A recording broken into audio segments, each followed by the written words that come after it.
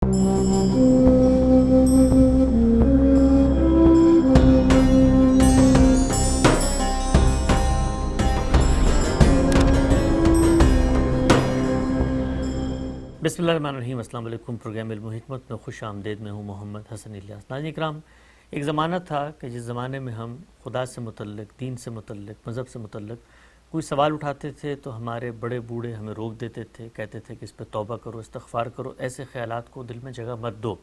लेकिन अब वो ज़माना है कि हर बच्चा इस वक्त दुनिया से कनेक्ट है। सोशल मीडिया हो, यूट्यूब हो, गूगल हो, वो तमाम बातें उस तक पहुंचती हैं और वो उन बातों पर कमेंट करता है, सोचता है और फ़िक्र करता है। इस ज़माने में इन तमाम सवालात को जो कुछ अरसा पहले तक बहुत हसासियत के हामिल थे, दबा दिया जाता था, स्नप कर दिया जाता था, अब बात करनी पड़ेगी। और हमने अगर अपनी नई नस्लों को दीन पर शऊरी तौर पर कायम रखना है तो उनको इल्म और इस्तदलाल के ज़रिए इन जवाबात पर कायल करना पड़ेगा। इसी मौजू को लेकर हाज़िर खिदमत हैं। खुदा के वजूद के हवाले से बाज़ चीज़ें पूछी जाती हैं। एक जुज़ को आज हम ज़ेर बहस लेकर आएंगे। कहा जाता है बिलुमूम मुल्हिदीन की जानिब से, उन लोगों की जानिब से जो मज़हब पर शक रखते हैं कि खुदा अज़ियत पसंद है, खुदा लोगों को दर्द देना चाहता है, खुदा ज़ालिम है। नाउज़ुबिल्लाह। इन सवालात का जवाब मज़हब क्या देता है, इस मौजू को लेकर हाज़िर खिदमत हैं। इसमें साबिक़ हमारे साथ तशरीफ़ फरमाएं जनाब जावेद अहमद गामदी साहब। अस्सलाम वालेकुम गामदी साहब। वालेकुम अस्सलाम। हम सब बहुत शुक्रिया आपके वक्त का। हम सब इल्हाद पूरा का पूरा एक नुक्ता नज़र रखता है, एक फ़लसफ़ा रखता है, वजूद की कुछ मुतबादिल तौजीहात रखता है। हम इस गुफ्तगू में उसको ज़ेर बहस मिन हैसुल मजमू नहीं ला रहे, सिर्फ़ एक जुज़ को जिस पर वो हमारे खुदा पर, जिस खुदा को हम मानते हैं, मुसलमान मानते हैं, इल्हामी रिवायत का खुदा है, उस पर एतराज़ करते हैं। 10 के करीब सवालात हैं। वो सवालात जो खुदा की एक दूसरी तस्वीर पेश करते, मैं चाहता हूँ एक एक चीज़ पे ठंडे दिल दिमाग से इस्तदलाल के ज़रिए हम आपसे जानें। वो लोग जो इस वक्त दीन से दूर हो चुके हैं और मज़हब पर एतराज़ करते हैं, वो भी हमारे भाई हैं, हमारे ही ख़ानदानों में उठते बैठते हैं, हमारी कौम का हिस्सा हैं, उनको भी हम दावत दें। हम सब पहला नुक्ता जो पेश किया जाता है वो ये कि इस दुनिया के अंदर जुल्म होता है, नाइंसाफ़ी होती है, जबर होता है, लोगों पर परसिक्यूशन की जाती है। अगर कोई खुदा है, जिस खुदा को हम मानते हैं, तो वो खामोश क्यों बैठा हुआ है, जुल्म करने वाले का हाथ क्यों नहीं पकड़ता? ये बात बारहा वाज़ेह की जा चुकी है कि हम जब किसी चीज़ पर एतराज़ करते हैं तो सबसे पहले जिस चीज़ पर एतराज़ किया जा रहा है उसको मिनल बिदाया इल निहाया समझना चाहिए। ठीक। हम जब अल्लाह ताला को मानते हैं तो ज़ाहिर है कि पैगंबरों की ख़बर के नतीजे में मानते हैं। ये बात बारहा वाज़ेह की जा चुकी है कि खल्क़ का फ़ेल जो सवाल पैदा करता है, उस सवाल का ये जवाब कि हमारा खालिक है, ये तो अक्ल का नागुज़ीर तकाज़ा है। इससे कम पर अक्ल मुतमईन ही नहीं हो सकती। मैं आप अपने शऊर की साख से मजबूर हैं कि अपना खालिक तलाश करें। वो खालिक कौन है, इसका एक जवाब इल्हाद ने दिया है, एक जवाब पैगंबरों ने दिया है। ठीक। हमने जब पैगंबरों के जवाब को सही पाया और उसको तस्लीम कर लिया तो फिर पैगंबरों ही से ये पूछना होगा कि जिस परवरदिगार का आप तारुफ़ करा रहे हैं, जिस परवरदिगार पर ईमान लाने के लिए कह रहे हैं, उस परवरदिगार की सिफ़ात क्या है, उसके सुनन क्या है, वो इंसानों के साथ क्या मामला कर रहा है। ठीक। ज़ाहिर है कि ये बड़ी अहम बात है कि क्या वो इस कायनात को बनाने के बाद इंसान जैसी बाशऊर मखलूक को तख्लीक करने के बाद कहीं आराम कर रहा है या उसका हमसे कोई ताल्लुक़ पैदा होता है। वो ताल्लुक़ पैदा होता है तो वो किस नौइयत का है। तो पैगंबरों ने जिस तरह हमें ज़ात बारी का तारुफ़ कराया है, ये बताया है कि इस कायनात का और तुम्हारा एक ही खालिक है, वो खालिक कलीम व हकीम हस्ती है, उस पर तुम ईमान लाते हो तो एक दिन तुम्हें उससे मुलाकात का शरफ़ भी हासिल होगा, तुम उसकी बारगाह में पेश किए जाओगे। जब पैगंबरों ने ये तारुफ़ कराया है तो साथ ही ये भी बताया है कि दुनिया, ये दुनिया जिसमें हम पैदा होते हैं और फिर मर जाते हैं, ये दुनिया किस मकसद से बनाई गई है। उन्होंने ये बताया है कि इस दुनिया में इब्तला का कानून कार फरमा है। इस दुनिया में इंसान, इसी तरह हमें ख़बर दी गई है कि जिन्नात हैं, ये दोनों मखलूक़ात मुकल्लफ़ मखलूक़ात हैं, यानी इनको शऊर दिया गया है, ये खैर व शर को पहचानते हैं اور ان کو دنیا میں، اس دنیا میں، یہ دنیا جو اس وقت ہمارے سامنے ہے، اس دنیا میں امتحان کے لیے بھیجا گیا ہے۔ ٹھیک، اللہ تعالیٰ کی اس اسکیم کو کوئی شخص نہیں مانتا، وہ ایک الگ چیز ہے، لیکن اس کو مان لینے کے بعد پھر اس اسکیم کے لازمی تقاضوں کو بھی ماننا ہوگا۔ عقل کا طریقہ یہ ہے کہ جب آپ کسی بنیاد کو تسلیم کر لیتے ہیں تو اس کے لوازم کو مانے بغیر کوئی چارہ نہیں ہوتا۔ اگر یہ دنیا آزمائش کے لیے بنی ہے تو پھر کس چیز کی آزمائش ہے؟ ظاہر ہے ارادہ و اختیار کی۔ جس مخلوق کو آزمایا جا رہا ہے اس میں ارادہ و اختیار ہونا چاہیے۔ اگر ارادہ و اختیار ہے تو پھر اس کو مہلت ملنی چاہیے کہ اس پر عمل کرے۔ یعنی وہ ارادہ و اختیار کیا ہوا کہ جو دے دیا گیا ہے لیکن مجھے آزادی نہیں دی گئی کہ میں اس پر عمل کر سکوں۔ یہ آزادی دی جائے گی۔ اس آزادی کے لیے ضروری ہے کہ جتنی مہلت مجھے ملی ہے اس کے دوران میں میرا پروردگار بالعموم میرے معاملات میں مداخلت نہ کرے۔ چنانچہ اسی کو ملحوظ رکھا گیا ہے۔ اللہ تعالیٰ نے آزادی دی، اختیار دیا۔ اس آزادی اور اختیار کے لازمی نتیجے کے طور پر ظلم بھی پیدا ہوتا ہے، عدوان بھی پیدا ہوتا ہے، انسان ایک دوسرے کا استحصال بھی کرتے ہیں، ان کو قوت حاصل ہوتی ہے تو دوسروں کو دبا لینے کی کوشش بھی کرتے ہیں۔ ان کے اندر جو جبلتیں رکھی گئی ہیں، جیسے تفوق کی جبلت ہے، وہ قتل و غارت گری بھی برپا کر دیتی ہے۔ اسی طرح جن جبلتوں کی تسکین کے لیے تکاثر اور تنافس کی صلاحیت انہیں دی گئی ہے وہ بھی اپنا کام کرتی ہے۔ اس میں چوریاں بھی ہوتی ہیں، ڈاکے بھی پڑتے ہیں، لوگوں کی عصمت اور عزت پر بھی ہاتھ اٹھایا جاتا ہے۔ تو یہ ساری جتنی چیزیں ہیں یہ سب در حقیقت اس ارادہ و اختیار کا لازمی نتیجہ ہے۔ یہی میرا اور آپ کا شرف بھی ہے، اسی کی بنیاد پر ہم انسان ہیں۔ یہ ارادہ و اختیار ہی ہے کہ جس کی وجہ سے ہم یہ سمجھتے ہیں کہ ہم ایک ممتاز مخلوق ہیں۔ باقی مخلوقات کے مقابل میں ہم اپنا بھی شعور رکھتے ہیں اور اپنے شعور کا بھی شعور رکھتے ہیں، اور اس طرح چیزوں کو جانتے بھی ہیں، سمجھتے بھی ہیں، ان کا ادراک بھی کرتے ہیں اور ان کے لازمی عقلی نتائج کو دریافت بھی کر لیتے ہیں۔ ہم نے جو تہذیب وجود پذیر کی ہے، ہم نے جو دنیا میں ایجادات کی ہیں، ہم نے جو نئی دنیا بنا ڈالی ہے، اسی ارادہ و اختیار کا استعمال ہے۔ عام طور پر اس کا استعمال مثبت ہو رہا ہوتا ہے، یعنی نیکی کے کاموں میں، خیر کے کاموں میں، تبرع کے کاموں میں انسان اپنے اس ارادہ و اختیار کو استعمال کرتا ہے، دنیا میں بڑے اعلیٰ درجے کے ادارے بناتا ہے، تہذیبی روایات قائم کرتا ہے، بڑی عمدہ قسم کی ثقافت وجود میں لاتا ہے، یہ سب کام کر رہا ہے، لیکن اس کا غلط استعمال بھی ہوتا ہے۔ یعنی ایسا نہیں ہے کہ اس وقت دنیا میں تمام شہر زندہ بن چکے ہیں، وہ آباد ہیں، شاد ہیں، ان میں لوگ رہ رہے ہیں، لیکن زندہ خانے بھی بنانے پڑتے ہیں، اس لیے کہ انسان اپنے حدود سے تجاوز کر جاتا ہے۔ تو یہ حدود سے تجاوز کی مہلت اس کے خالق نے اس کو دی ہے۔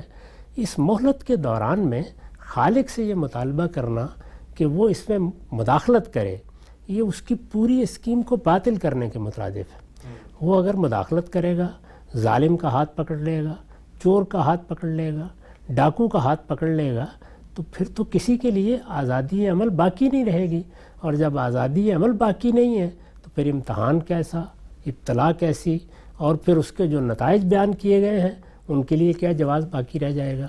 تو کسی چیز پر بھی جب ہم تنقید کریں اس میں سب سے پہلے یہ معلوم کرنا چاہیے کہ جس نے وہ کام کیا ہے یا جس نے کوئی اسکیم بنائی ہے یا جس نے کوئی معاملہ کیا ہے اس کے پیش نظر کیا ہے، اس کے مقصد کو سامنے رکھے بغیر اس پر جو تنقید بھی کی جائے گی وہ اصل میں اپنے ذہن کو دوسرے کے ذہن میں داخل کرنا ہے، اور اس سے بری تنقید کی کوئی مثال نہیں ملتی۔ نقطہ واضح ہو گیا غم صاحب۔ اچھا، یہ جو آپ نے پہلو بتایا ہے کہ خالق ظاہری بات ہے ایک اسکیم رکھتا ہے، اس کے سامنے ایک مقصد ہے، اس مقصد کو حاصل کرنے کے لیے ارادہ و اختیار دیا، اور ارادہ اختیار دیا جائے گا تو سوء استعمال بھی ہوگا جس سے ظلم بھی وجود پذیر ہوگا، خالق اس میں مداخلت نہیں کرتا۔ یہ تو کہا جا سکتا ہے نا غم صاحب کہ اللہ تعالیٰ اس اسکیم کو ایسی رکھتے، ارادے اور اختیار و شعور کو آزادی دیتے، لیکن جہاں پر تعدی ہونے لگتی، جہاں پر اقدام ہونے لگتا، وہاں مداخلت کر دیتے اور اس پر واضح ہو جاتا کہ بندے نے سوء استعمال کیا ہے، اس کو اس کے گناہ کا ایصال کر دیتے.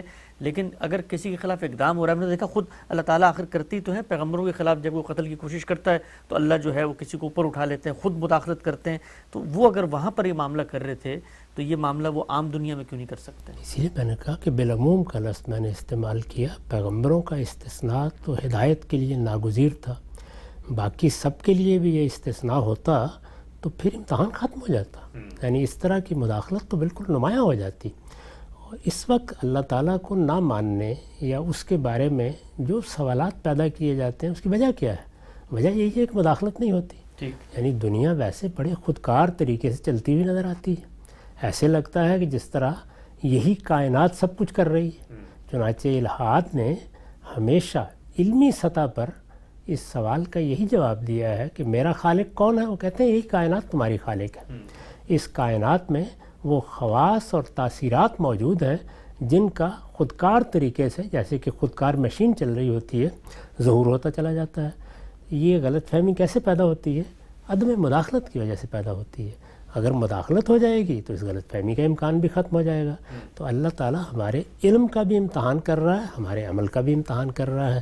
علم کے امتحان کے لیے ضروری ہے کہ اس طرح کے مقامات باقی رہیں جو لوگوں کو غلط فہمی کی طرف لے جانے والے ہوں. غلط فہمی کی طرف اب ہم نے نہیں جانا، صحیح طریقے سے فیصلہ کرنا. یہ اسی وقت ممکن ہوگا جب یہ امکانات موجود ہوں گے. تو بہت سے لوگ اصل میں اپنے ذہن کے لحاظ سے بیٹھ کر اللہ تعالیٰ کو تجویز کرتے ہیں کہ جیسی کائنات ہم چاہتے ہیں وہ بنا دے. یہ فیصلہ خالق نے کیا ہے اور ہر پہلو کو ملحوظ رکھ کے کیا ہے. چنانچہ میں بارہا یہ کہا کرتا ہوں کہ اس دنیا میں اگر پرفیکشن دیکھنی ہو تو اس کے مقصد کے لحاظ سے دیکھیں. یہ دنیا اس لحاظ سے کامل نہیں بنائی گئی کہ اس میں خدا کی صفت کمال کا آخری درجے میں ظہور ہو گیا ہے. وہ تو قیامت کے بعد ہوگا. یہ کامل ہے کس لحاظ سے؟ ابتلا کے لحاظ سے. یعنی جس زاویے سے دیکھیے، علم کے زاویے سے دیکھیے، عمل کے زاویے سے دیکھیے، ہر جگہ ابتلا ہے، ہر جگہ امتحان ہے. اور اتنا غیر معمولی امتحان ہے کہ پورا زور لگا لیجئے کہ آپ اللہ تعالیٰ کا تعارف کرائیں، آپ اس کی صفات کا تعارف کرائیں، پیغمبر بھیج دیں، پیغمبروں کے ذریعے سے معجزات دکھا دیں، پھر بھی گنجائش باقی رہتی ہے کہ کوئی آدمی گریز کرنا چاہے تو کر جائے. یہی ہونا بھی چاہیے. اگر یہ نہ ہو تو پھر ابتلا کا قانون باقی نہیں رہے گا. ٹھیک، نقطہ واضح ہو گیا. آگے بڑھاتے ہیں سلسلہ گفتگو کو. اچھا غم صاحب، یہ آپ نے ایک بات کی کہ اللہ تعالیٰ ظاہری بات ہے کہ امتحان چاہتے ہیں. اس امتحان میں ایک حجاب بھی ہے، ایک پردہ بھی ہے، تاکہ جو متبادل توجیہات ہیں لوگ اس کی کرنے کی طرف بھی جائیں، تبھی تو ان کو آزمایا جائے گا کہ وہ صحیح بات پہ کھڑے یا نہیں کھڑے. اللہ نے جب مداخلت کی تب بھی اس سے امتحان خراب نہیں ہوا. پیغمبروں کے ساتھ اللہ کی مائیت کا ظہور دیکھنے کے باوجود لوگوں نے انکار کیا. تو اللہ تعالیٰ اگر پے در پے یہ معاملہ کرتے بھی رہتے تو امتحان تو پھر بھی برقرار رہتا. ایسا نہیں ہے. اس وقت پیغمبروں کے معاملات چونکہ کبھی کبھی ہوتے ہیں، تاریخ کے مختلف ادوار میں ہوتے ہیں، اس وجہ سے وہ امتحان باقی رہتا ہے. ورنہ ان کے زمانے میں تو پھر اللہ تعالیٰ کا فیصلہ صادر ہو گیا. پھر سب انسانوں کے لیے وہ فیصلہ اسی دنیا میں صادر ہوتا. اور اگر وہ فیصلہ اس طریقے سے صادر ہوتا رہتا تو انسان کی صلاحیتوں کا جو ارتقا ہوا ہے وہ ختم ہو جاتا. یعنی پھر تو ڈرے مارے لوگ کانپتے رہتے اور کچھ بھی نہ ہوتا. تو پیغمبروں کی موجودگی میں جب دینونت برپا ہوئی ہے تو قومیں تباہ کر دی گئی ہیں، بستیوں کی بستیاں ختم کر دی گئی ہیں. کیا آپ چاہتے ہیں کہ انسانوں کے لیے یہی معاملہ ہر روز ہو، صبح ہو شام ہو؟ اس کے بعد امتحان کیسے باقی رہے گا؟ اس میں وقفہ دے دیا گیا ہے. فترت کے زمانے آتے ہیں تاکہ وہ چیزیں ذہنوں سے محو ہوں اور انسان دوبارہ اسی طریقے سے آزادی کے ساتھ سوچے. ذرا غور کریں، موت آتی ہے 2-3 دن کے لیے ہم میں سے ہر شخص کا خاتمہ کر دیتی ہے. سب لوگوں کی توجہ موت پر ہوتی ہے، سب کو قبر نظر آ رہی ہوتی ہے. اگر روز موت ہمارے گھر میں آ جائے تو کچھ کام کر سکیں گے؟ کوئی زندگی کو ہم انجوائے کر سکیں گے؟ اس کا کوئی لطف اٹھا سکیں گے؟ اپنی اندرونی صلاحیتوں کو نشو و نما دے سکیں گے؟ دنیا میں کوئی تہذیب پیدا کر سکیں گے؟ تو اللہ تعالیٰ کی اسکیم بڑی جامع اسکیم ہے. اس اسکیم میں ہمارے جو محدود ذہن ہیں ان کو لے کر تجاویز نہیں پیش کرنی چاہیے. ذات باری کو اس طرح ماننا چاہیے جیسے کہ وہ ہے. اور اس نے بڑی وضاحت کے ساتھ بتا دیا ہے کہ میں تمہارے علم کا بھی امتحان کر رہا ہوں، تمہارے عمل کا بھی امتحان کر رہا ہوں. بلکہ یہ بتایا ہے کہ اگر امتحان مقصود نہ ہوتا تو موت و حیات کا کارخانہ بنانے کی ضرورت ہی کیا تھی.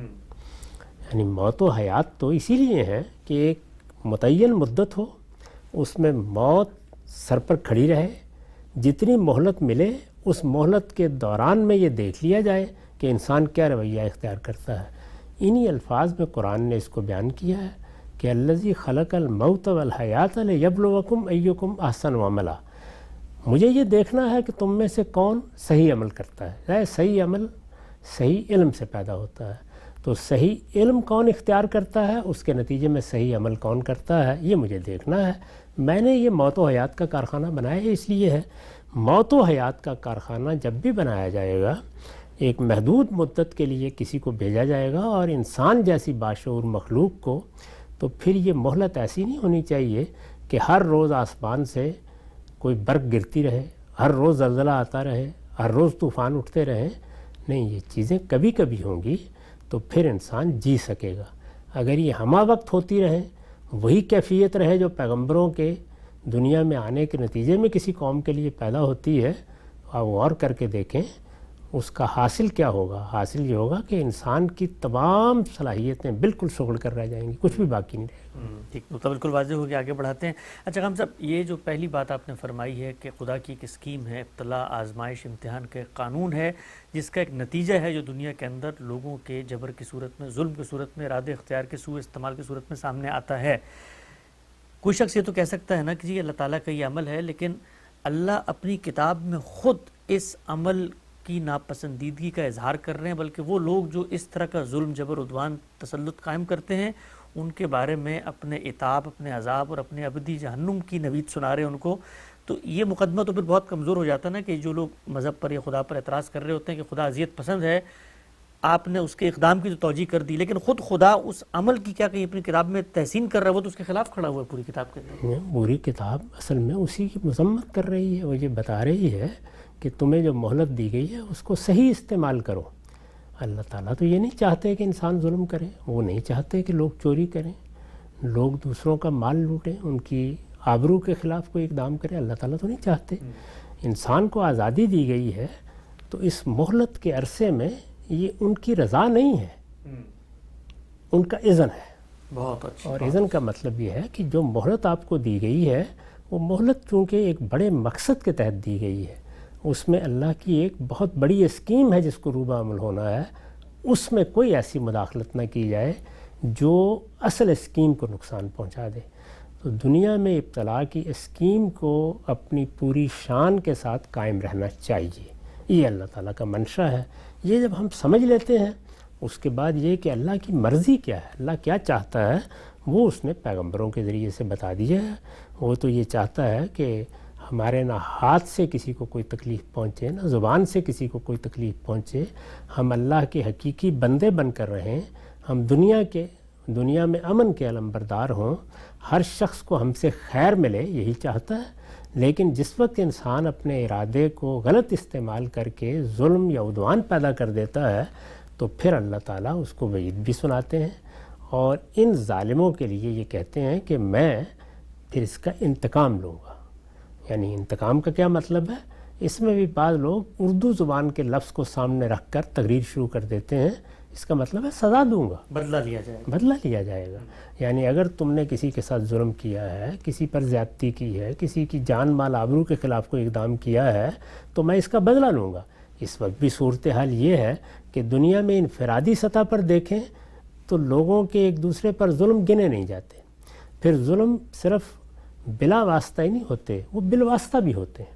ہمارے اقدامات کے نتیجے میں ظلم پیدا ہوتا ہے, ہماری معاشی سرگرمیوں کے نتیجے میں ظلم پیدا ہوتا ہے, ہم جس طرح سے حکومتیں قائم کرتے ہیں اس سے ظلم پیدا ہوتا ہے, ہم جس طرح سے اپنے تفوق کی جبلت کا اظہار کرتے ہیں اس سے ظلم پیدا ہوتا ہے. تو بالواسطہ بھی ہوتا ہے, بلا واسطہ بھی ہوتا ہے. اس سب کو اللہ تعالیٰ عدالت میں کھڑا کریں گے, اور وہ کہتے ہیں کہ پھر میں ان مظلوموں کی طرف سے بدلہ لوں گا. یعنی اللہ ذو انتقام ہے, وہ انتقام لیں گے, لیکن کن کی طرف سے؟ ان مظلوموں کی طرف سے. یعنی جنہوں نے یہاں دنیا میں ظلم سہا اور ان کو دنیا کی کوئی عدالت انصاف نہیں دے سکی. اس وقت دنیا میں بہت اچھی حکومتیں بھی قائم ہوئی ہیں، اور کوئی شبہ نہیں ہے کہ انسان نے حکومتوں کے نظم میں ترقی کی ہے۔ اس سب کے باوجود کیا ظلم مٹ گیا ہے؟ کیا عدوان کا خاتمہ ہو گیا ہے؟ آپ اسی وقت دیکھ لیں کہ مہذب ترین حکومتیں بھی کس طرح خاموش ہو جاتی ہیں جب ان کے مفادات کے مطابق کوئی معاملہ ہو رہا ہوتا ہے۔ اس میں نسل کشی ہوتی رہے، اس میں لوگ مرتے رہیں، اس میں بچے مرتے رہیں، سب خاموشی کے ساتھ بیٹھے ہوتے ہیں۔ اگر آپ پوچھیں کہ اس خاموشی کی وجہ کیا ہے تو ظاہر ہے کہ وہ سیاسی حکمت عملی کے سوا کچھ نہیں ہوتی۔ یعنی ان کے اپنے مقاصد جب مجروح ہوتے ہیں تو پھر ان کا رویہ اور ہوتا ہے، اور وہ مقاصد پورے ہو رہے ہوں تو ان کا رویہ بالکل اور ہوتا ہے۔ تو یہ سب کیوں ہوتا ہے؟ اس لیے کہ انسان کو جس وقت مہلت ملتی ہے تو خواہ وہ فرد ہو، خواہ وہ جماعت ہو، خواہ وہ کوئی قوم ہو، وہ اپنے تفوق کی جبلت کے تقاضوں کے لحاظ سے عمل کرتا ہے، اپنی برتری کو قائم رکھنا چاہتا ہے۔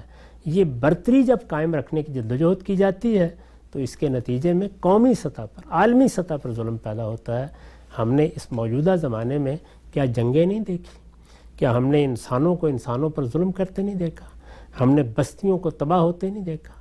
یہ سب ہم دیکھ رہے ہیں، اس وقت بھی دیکھ رہے ہیں، جبکہ بڑے بڑے امن کے ادارے قائم ہیں۔ اس میں بھی کیا جو جنگیں اس وقت ہو رہی ہیں ان کو روکا جا سکا ہے، ان کا ہاتھ پکڑا جا سکا ہے؟ اس میں کیا ایک ایک فرد اور ایک ایک اقدام کے بارے میں ہم طے کرنے کی پوزیشن میں ہیں کہ کون ظالم ہے؟ تو ان ظالموں کو کیفر کردار تک پہنچانے کے لیے اللہ ہی ہے جو اپنا فیصلہ سنائے گا۔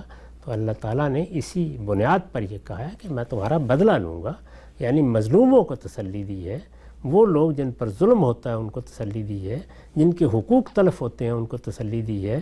اس نے اگر یہ آزمائش برپا کی ہے تو یہ تو بڑا ظلم، آخری درجے کا ظلم ہو جاتا کہ لوگ یہاں ظلم کا شکار ہوتے اور پھر کوئی ان کو پوچھنے والا نہ ہوتا۔ تو اگر اللہ یہاں مداخلت کرے جس طرح کے لوگ کہتے ہیں تو اس کے بارے میں تو لوگ بہت بےتاب ہیں۔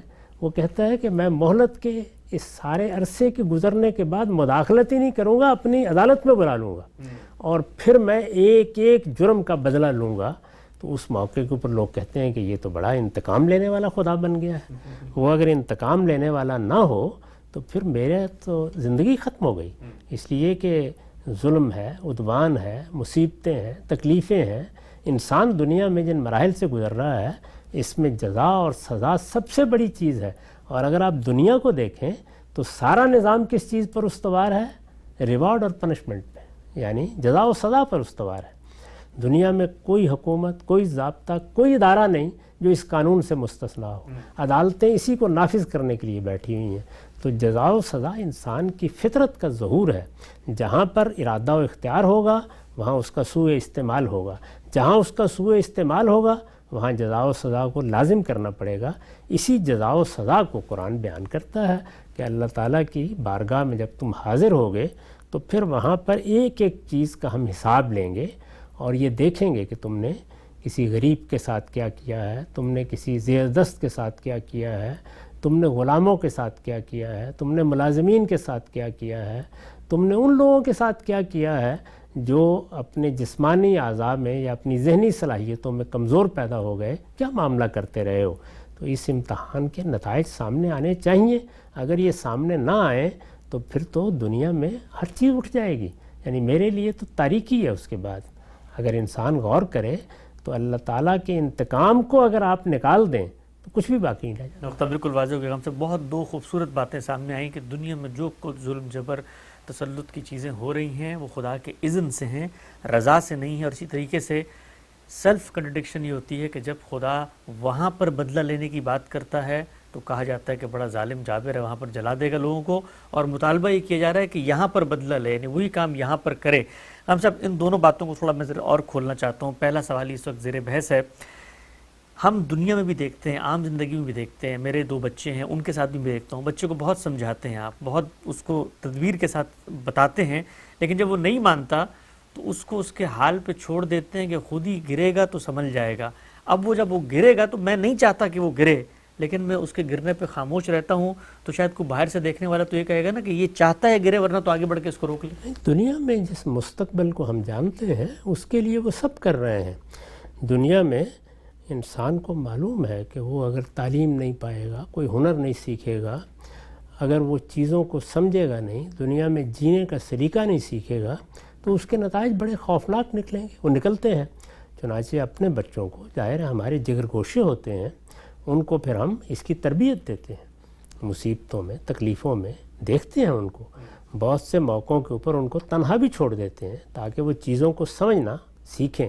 تو یہ سب کیوں کیا جاتا ہے؟ اس لیے کہ ہمیں وہ مستقبل معلوم ہے جو روز ہم میں سے کسی نہ کسی کو درپیش ہے، وہی مستقبل اٹھا کے آخرت پر رکھ دیا گیا ہے، اور پھر اس مستقبل کے بارے میں انبیاء علیہم السلام وہی سب کچھ کر رہے ہیں جو ہم دنیوی مستقبل کے بارے میں اپنے بچوں کے ساتھ کرتے ہیں، اپنے عزیزوں کے ساتھ کرتے ہیں، ریاستوں کا نظم بناتے ہیں تو اپنی قوموں کے ساتھ کرتے ہیں۔ یہ سب کچھ اسی طرح ہے، کوئی چیز ایسی نہیں ہے جو دنیا میں ہم نہ کرتے ہوں۔ یعنی انسانی شعور نے اپنی ساخت کے لحاظ سے خدا کی پوری اسکیم کو دنیا میں روبہ عمل کر رکھا ہے، یعنی دنیا چل ہی اسی اسکیم پر رہی ہے، اطلاع کے اصول ہی پر دنیا چل رہی ہے، اور جزا و سزا ہی کو ایک حقیقت مان کر چل رہی ہے۔ اس سے مختلف کوئی چیز ہم نہیں بنا سکے۔ اس میں تو ایک ہی شکل ہے، وہ یہ کہ یا تو انسان تبدیل ہو جائے، اور یا یہ ہے کہ اس کائنات کا خالق فیصلہ کر لے کہ اس نے ابتلا کو ختم کر دیا ہے اور وہ اب ہر ظالم کو سزا دے گا۔ دو ہی راستے ہو سکتے ہیں اور کوئی راستہ نہیں ہے۔ اگر انسان یہی انسان ہے تو اس کو سوء استعمال کرتے ہوئے ہم دیکھیں گے بھی، اور سوء استعمال ہوگا بھی، اور اگر سوء استعمال ہوگا تو پھر اس کے نتائج بھی نکلنے چاہیے۔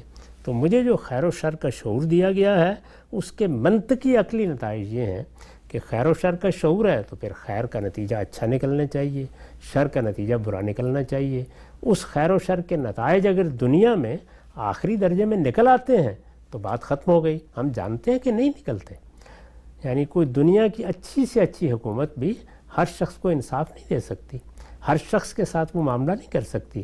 دنیا کی حکومتیں تو جس وقت کوئی مقدمہ دائر ہوتا ہے بے بسی سے کھڑی ہوتی ہیں۔ کتنے جرائم ہیں جن کو ہم سب جانتے ہیں کہ وہ ہوئے ہیں، ہم میں سے بہت سے لوگوں کو ان کا ذاتی مشاہدہ ہو جاتا ہے، لیکن وہ عدالتوں میں ثابت نہیں کیے جا سکتے، عدالتی نظم کی خرابیوں کی نظر ہو جاتے ہیں۔ ان میں بعض اوقات تحمل ہی نہیں ہو پاتا کہ کون برسوں جائے اور کون کسی چیز کو ثابت کرتا پھرے۔ تو یہ عدالت جو اللہ کی عدالت ہے، وہ تو اصل میں ہم میں سے ہر ایک کی آرزو، ہر ایک کی تمنا ہونی چاہیے کہ وہ عدالت لگے اور اس کائنات کا پروردگار ظالموں کو کیفر کردار تک پہنچائے۔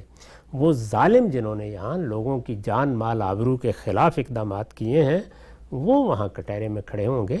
اللہ کے وہ بندے جنہوں نے اپنی طرف سے پوری کوشش کی کہ وہ اللہ کی بندگی کا حق ادا کریں، ان کے لیے مغفرت کی بشارتیں ہیں، ان کو اس میں کوئی خوف زدہ نہیں ہونا چاہیے۔ ٹھیک، متواضع ہو گیا۔ اچھا ہم سب ایک اور پہلو کی طرف میں چاہتا ہوں ذرا تھوڑی سی بات کی جائے۔ جب یہ کہا جاتا ہے کہ اللہ تعالیٰ انتقام لیں گے، آخرت کے دن بدلہ لیا جائے گا، جو کچھ دنیا میں ظلم عدوان جبر تسلط لوگوں نے قائم کیا ہے اس میں ایک ایک کا رائی برابر بھی کوئی چیز اٹھا نہیں رکھی جائے گی، دکھا دی جائے گی، تو اس میں ایک تردد عام طور پہ ذہن میں پیدا ہوتا ہے نا، بھی جو کچھ ہونا ہے وہ تو بہت بعد میں ہونا ہے، وہ بعد میں ہوگا نہیں ہوگا، اس کے اپنے سوالات ہیں۔ ایک اور پہلو جو خود قرآن مجید واضح کرتا ہے وہ یہ کہ ایسا نہیں ہے کہ اللہ تعالیٰ نے ظلم جبر کی صرف مذمت کر دی اور کہا قیامت میں انتقام لے لوں گا، بلکہ خود دنیا میں اپنے ماننے والوں کو کہا ہے بغیر کسی مذہبی شناخت کے اگر کوئی معبد ہیں، کوئی کلیسا ہیں، ان کے اوپر کوئی حملہ کرتا ہے تو تم اٹھو، جا کے اپنی جانوں کو نذرانہ پیش کرو اور اللہ کی راہ میں جہاد کرو، ان کو بچاؤ۔ تو خود اللہ تعالیٰ نے اپنے دین میں ایک فریضہ مقرر کر دیا جس میں بندہ مومن اپنی جان پیش کر دیتا ہے ظلم کو روکنے کے لیے۔ دین تو اللہ کی اسی اسکیم سے ہم آہنگ ہوگا، اسی لیے یہ فرمایا گیا ہے کہ دین کوئی خارج کی چیز نہیں ہے۔ ہماری فطرت جن چیزوں کا تقاضا کرتی ہے انہی چیزوں پر دین کی ہدایت کی بنا قائم کی گئی ہے۔ وہاں جہاں کوئی غلطی کا امکان تھا اللہ نے رہنمائی فرما دی ہے اور اس طریقے سے ہمارے لیے ایک شارع متعین کر دی ہے۔ تو اس دنیا میں جو چیزیں ہم کرتے ہیں وہ اپنی فطرت کے تقاضوں سے کرتے ہیں، فطرت کے تقاضوں ہی کے تحت ہم نے حکومتیں بنائی ہیں۔ میں بارہا عرض کر چکا کہ حکومت بنائی جائے، نظم اجتماعی قائم کیا جائے، فوجیں بنائی جائیں، پولیس کے محکمے قائم کیے جائیں، یہ سب ضرورت کیوں پیش آئی ہے؟ اسی ارادہ و اختیار کے سوء استعمال کو روکنے کے لیے۔ بہت اہم بات۔ ارادہ و اختیار کو ختم کر دیجئے، کسی حکومت کی ضرورت نہیں، کسی فوج کی ضرورت نہیں، کسی پولیس کی ضرورت نہیں، کوئی زندہ بنانے کی ضرورت نہیں، کوئی عدالتیں قائم کرنے کی ضرورت نہیں. ارادہ و اختیار ہے جس کے اچھے استعمال سے تہذیب پیدا ہو رہی ہے، ثقافت وجود میں آ رہی ہے، علوم پیدا ہو رہے ہیں، دنیا میں رنگا رنگی ہے. اور اسی کا برا استعمال ہے جس کے لیے آپ کو یہ اتنا بڑا نظم پیدا کرنا پڑتا ہے. ذرا اندازہ کریں کہ لوگ خود کماتے ہیں اور اپنی کمائی کا ایک بڑا حصہ اس نظم کے حوالے کر دیتے ہیں. کس لیے؟ تاکہ اس دنیا میں امن سے جی سکیں. ریاست، حکومت، نظم اجتماعی اسی لیے وجود میں لائے گئے ہیں. تو یہ انسانی فطرت کا ظہور ہے. انسانی فطرت کا جو ظہور یہاں ہو رہا ہے اسی کو بڑے پیمانے پر عالمی سطح پر ہونا ہے. اور جب وہ عالمی سطح پر ہوتا ہے تو اسی کو ہم قیامت کہتے ہیں. اور اس کے بعد وہی جزا و سزا ہے. وہ جزا و سزا ابدی ہی ہونی چاہیے، الا یہ کہ اس کائنات کا پروردگار کسی کے مجموعی رویے کو دیکھ کر مغفرت فرما دے. ٹھیک. اچھا ہم صاحب، اللہ تعالیٰ خود تو براہ راست روز روز مداخلت نہیں کرتے، لیکن اللہ پر ایمان کے تقاضوں میں سے ایک تقاضا قائم بالقسط رہنا قرار دے دیا گیا ہے. دین میں، شریعت میں بنیاد ہے، اگر آپ مسلمان ہیں عمل صالح کا ظہور ہوگا اور آپ نے قیام بالقسط کرنا ہے، انصاف کے ساتھ حق کی بات کرنی ہے. اور پیغمبر نے تو یہاں تک فرمایا کہ برائی کو ہوتے ہوئے دیکھو، استطاعت رکھتے ہو روکنے کی، نہیں روکتے تو زبان سے، ہاتھ سے سارے معاملات بھی نہیں کر پاتے تو تمہارا ایمان ہی نہیں باقی رہتا. تو اللہ تو مداخلت نہیں کر رہا، لیکن اللہ اپنے بندوں سے یہ مطالبہ کرتا ہے کہ اگر تم میں ایمان ہے تو جتنی مداخلت ہو سکتی ہے اتنی مداخلت کر کے دکھاؤ. جو امتحان برپا کیا گیا اس کے دو حصے ہیں نا. ایک یہ ہے کہ مجھے غلط کام نہیں کرنا، اور دوسرے یہ کہ مجھے غلط کام کو روکنا ہے. غلط کام کو روکنے کے لیے جس طرح مجھے ہدایت کی گئی ہے کہ جب کوئی گناہ جرم کے درجے میں ہو جائے، یعنی لوگوں کے حقوق تلف ہو جائے، ان کی جان مال آبرو کے خلاف زیادتی ہونے لگے، تو اس کا مطلب یہ ہے کہ گناہ جرم کے درجے تک پہنچ گیا ہے. اس وقت تمہیں ایسا نظم بنانا چاہیے کہ تم مجرم کا ہاتھ پکڑ سکو، تم لوگوں کے حقوق دلوا سکو. تو جب ہم کوئی نظم اجتماعی قائم کرتے ہیں تو غور کر کے دیکھیے وہ اصل میں دو ہی بڑی ذمہ داریاں ادا کرتا ہے. ایک یہ کہ اپنے دائرہ اختیار میں ظلم و عدوان نہ ہونے دے، کسی پر زیادتی نہ ہونے دے، کسی طاقتور کو کمزور پر غلبہ نہ پانے دے. یہی اس کا بنیادی کام ہے. اس کو نہایت خوبی کے ساتھ سیدنا صدیق نے اپنے پہلے خطبے میں بیان کیا ہے. کسی وقت اس خطبے کو دیکھیے، وہ یہی بات کہتے ہیں اور نہایت بلیغ الفاظ میں کہتے ہیں کہ میری حکومت کا جواز ہی یہ ہے کہ میں کمزور کو طاقتور سے اس کا حق دلوا دوں. میں یہ نہیں دلوا سکتا تو اس کا مطلب یہ ہے کہ میں نے اپنے مقصد وجود کی نفی کر دی. ٹھیک. تو یہ اسی لیے ہے. اب ظاہر ہے کہ اس سے باہر پوری قومیں موجود ہیں، دنیا میں حکومتیں بھی بنے گی، اس میں حوصلہ مند لوگ اٹھ کے اپنا نظم بھی قائم کریں گے، انسان کی تفوق کی جبلت کا بھی ظہور ہوگا. تو اگر قوموں کی سطح پر ظلم و عدوان ہونے لگ جائے، اس میں شوریدہ سری پیدا ہو جائے، اس میں لوگوں کے مابد خطرے میں پڑ جائیں، جانیں خطرے میں پڑ جائیں، مال خطرے میں پڑ جائیں، تو پھر ہمیں جہاد کا حکم دیا گیا ہے.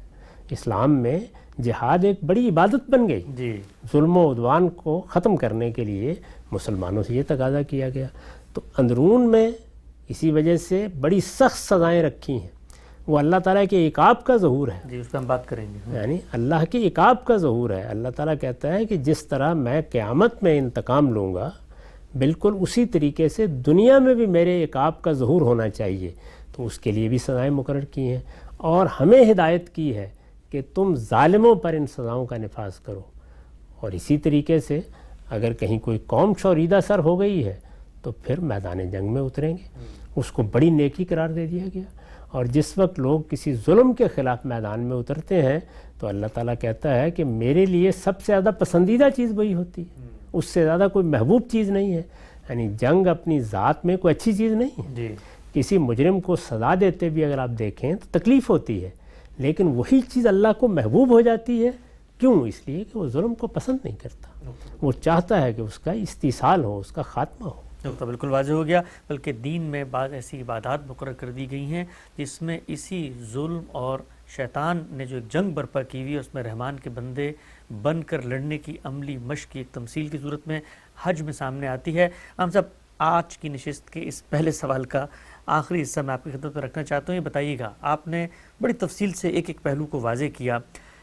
ایک منٹ کے لیے ہم یہ مان لیتے ہیں کہ یہ سارے جوابات جو کچھ مذہب دیتا ہے، الہامی روایت دیتی ہے، سمجھ میں نہیں آتے، قابل قبول نہیں ہیں، مقابل میں جو ایک بے روح کائنات کھڑی ہوئی ہے جس کو کہا جاتا ہے کہ وہ خالق ہے، تو لوٹ کر تو سارے سوالات اس پر بھی آ جاتے ہیں بھائی کہ وہ کیوں ظلم ہونے دے رہی ہے، یہاں پر کیوں وہ مداخلت نہیں کر رہی. تو یہاں تو اتنے سارے جوابات ہیں، وہاں تو کوئی بولنے کی پوزیشن میں بھی نہیں ہے کہ بتایا کہ وہ اسکیم کیا ہے. وہاں تو پہلے عقل کو معطل کرنا پڑے گا نا، یعنی ایک بے شعور کائنات کو اپنا خالق ماننا پڑے گا، اس سارے عمل کو بے معنی قرار دینا پڑے گا، بے مقصد قرار دینا پڑے گا، اس لیے کہ کائنات میں تو کوئی مقصد نظر نہیں آ رہا، کسی بھی لحاظ سے نظر نہیں آ رہا. یہی کہیں گے کہ ہمیشہ سے ایسے ہی چل رہا ہے، ہمیشہ ایسے چلتا رہے گا، یا کسی وقت ختم ہو جائے گا اور کسی اور طریقے سے چلنا شروع ہو جائے گا. تو آپ اپنے شعور کو، اپنی اخلاقی ساخت کو، اپنے وجود کو نظر انداز کر کے کوئی بھی نقطہ نظر اختیار کر سکتے ہیں، لیکن اگر پورے انسان کو سامنے رکھ کر کوئی نقطہ نظر اختیار کریں گے تو پیغمبروں کی دی ہوئی ہدایت کے سوا کوئی چیز دو سوالوں کا جواب دینے کی پوزیشن میں بھی نہیں. سبحان اللہ، سبحان اللہ. نقطہ واضح ہو گیا. الہات کے مقدمات میں سے ایک جز کے اوپر غامدی صاحب سے ہم نے گفتگو کا آغاز کیا تھا. 9 سوالات باقی ہیں، انشاءاللہ آئندہ نشستوں میں ان کو زیر بحث لے کر آئیں گے. وقت یہاں پہ ختم ہوتا ہے، دوبارہ حاضر خدمت ہوں گے. اب تک آپ لوگ کا بہت شکریہ.